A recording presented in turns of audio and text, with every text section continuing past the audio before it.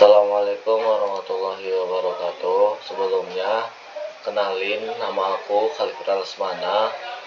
Aku dari kelas 3D RPM 24 dengan NIM 44022465313. Di sini aku sedikit membahas suatu hal yang menarik, yakni sistem kontrol PID. Faktanya, 97% pabrik yang ada di seluruh Indonesia atau di seluruh dunia memakai yang namanya sistem kontrol PID, baik itu kimia, makanan, dan lain-lain. Di sini kita pernah berpikir nggak sih, kenapa autopilot dan termos itu bekerja sangat presisi? Di sini saya akan menjelaskan materi tentang sistem kontrol modern NPID. Di sini saya mengambil sumber materi yang pertama dari Ogata 2010 Modern Control Engineering Persiad Hall. Yang kedua itu ada Setiawan di tahun 2015 Kontrol PID untuk proses industri lengkap. Yang ketiga ada Astrom dan Murai tahun 2008 Feedback System and Introduction for Science and Engineers. Yang nomor 4 itu ada Ferry Handoko Putra STMT 2018 PID Control, PID Tunning Gate and Track-Sitter with Fair Async Process Dynamics. Yang kelima ada Salmah Tukiman and Nur Fadilah Abdul 2017 Basic Control System.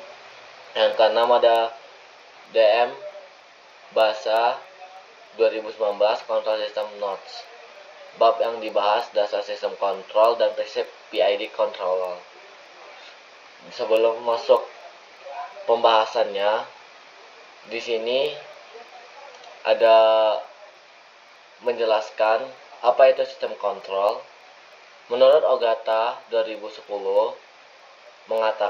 serta Salmah Tukiman mengatakan bahwasannya sistem kontrol itu dapat diartikan sebagai mekanisme yang membuat output mengikuti nilai target. Semisal ketika suhu ruangan yang diatur pada suhu 25 derajat Celcius, sistem kontrol akan memastikan suhu tetap berada pada nilai tersebut, walaupun ada perubahan dari nilai luar, seperti pintu yang terbuka atau perubahan cuaca.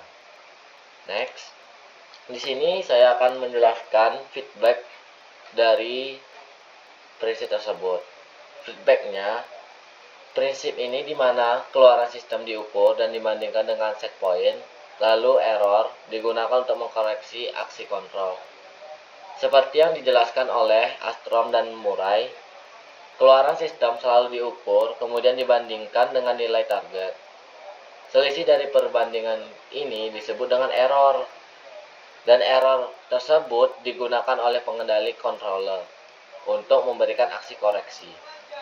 Dengan adanya mekanisme ini, sistem mampu menyesuaikan dirinya secara sistematis meskipun terdapat gangguan.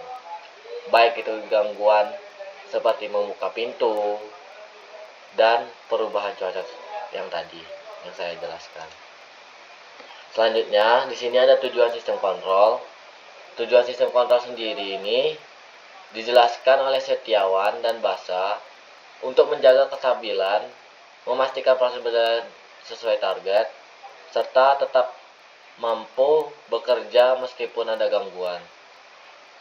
Penerapan sistem kontrol dapat dijumpai baik dalam kehidupan sehari-hari maupun dalam dunia industri. Mulai dari AC dan water heater untuk mengatur suhu, boiler untuk menjaga tekanan, motor listrik untuk mengatur kecepatan, hingga tangki industri untuk mengatur level air. Untuk mewujudkan fungsi kontrol ini, dibutuhkan komponen utama yang terdiri dari set point sebagai nilai target, sensor untuk membaca kondisi nyata, controller untuk mengolah error. serta aktuator yang memberikan aksi yang nyata seperti motor, heater, atau katup. Salah satu metode kontrol yang paling banyak digunakan yaitu PID controller, yang dimana faktanya yang saya sebutkan di awal tadi, 97% ilmuwan mengatakan bahwasannya di dunia industri itu menggunakan PID control, yang dimana memiliki kelebihan. Yang pertama, itu memiliki struktur yang mudah, yang sederhana.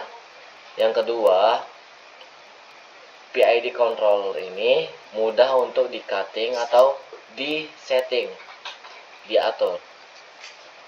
Menurut Ogata sendiri dan Yeri Handoko Putra, PID adalah algoritma kontrol klasik yang terdiri atas 3 komponen utama. Yang pertama, P, proporsional, I, integral, dan D, derivatif. Di sini saya akan menjelaskan tentang sistem kontrol PID controller.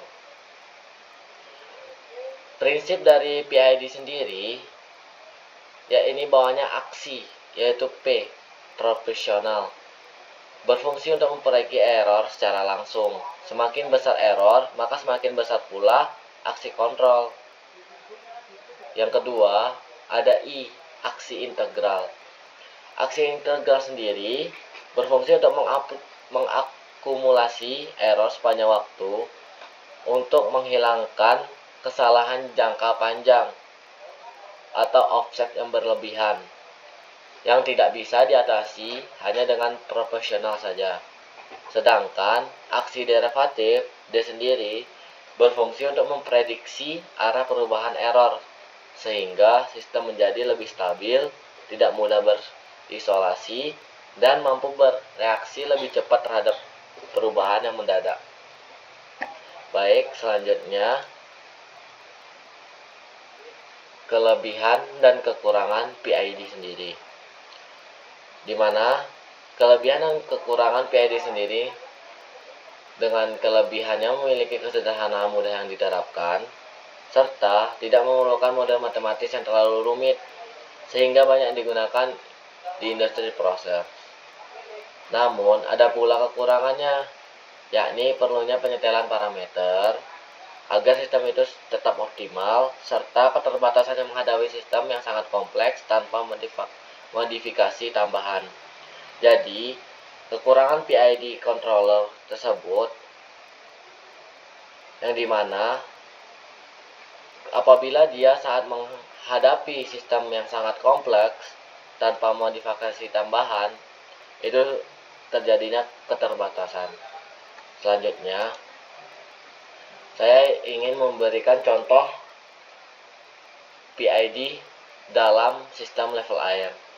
Contohnya sederhananya sendiri, yakni pengendalian level air dalam tangki industri kimia. Dalam kasus ini, set point adalah tinggi permukaan air yang diinginkan. Sensor sendiri digunakan untuk mengukur ketinggian air. Jika air dalam tangki berada di bawah set point, controller akan mendeteksi error tersebut dan mengirimkan sinyalnya ke aktuator. Misal nih, membuka katup suplai air agar permukaannya naik. Sebaliknya, jika air terlalu tinggi, controller akan mengurangi aliran masuk atau bahkan membuka katup pembuangan. Di sini PID bekerja untuk menjaga error sekecil mungkin. Proporsional memperbaiki kesalahan secara langsung. Integral memastikan tidak adanya kelebihan dari ketinggian air yang menetap, dan derivatif membantu untuk merendam perubahan yang mendadak sehingga level air tidak naik turun berlebihan. Baik, untuk selanjutnya di sini saya menarik kesimpulan yang dimana bahwa prinsip dasar PID bukan hanya konsep matematis, melainkan benar-benar digunakan untuk aplikasi yang nyata, seperti pengaturan level air, suhu, tekanan, dan kecepatan. Karena kesederhanaannya, PID menjadi metode kontrol yang paling populer di dunia industri hingga saat ini. Mungkin sekian saja dari presentasi yang dapat saya sampaikan. Semoga bermanfaat. Apabila ada kesalahan dan kekurangan dalam penyampaiannya, saya mohon maaf. Saya Khalid Lasmana, pamit undur diri. Sekian, terima kasih.